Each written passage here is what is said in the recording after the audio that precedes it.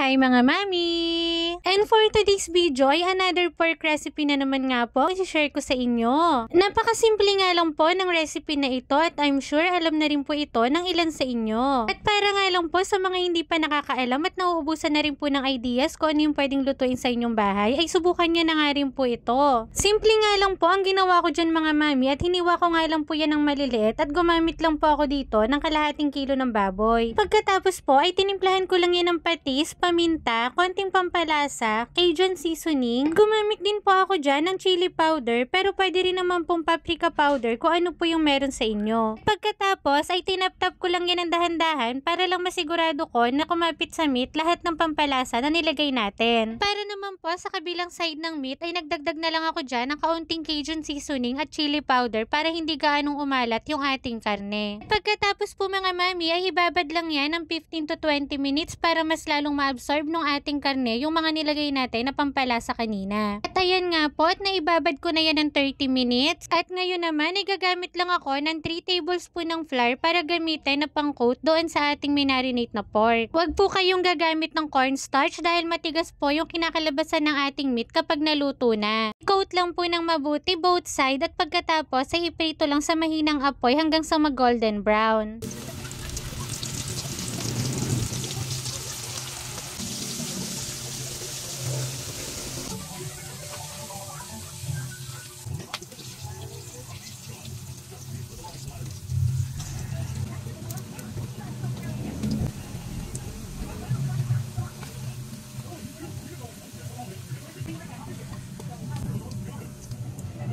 At ito nga po mga mami at luto na nga po ang ating masarap na ulam. At ito nga ang perfect na kapartner nito mga mami. Napakasimple nga lang po ng recipe na ito pero napakasarap talaga lalong-lalo na pag sinamahan mo na ng kanin. O siya, hanggang dito na nga lang po mga mami at ako'y kakain pa. Thank you for watching!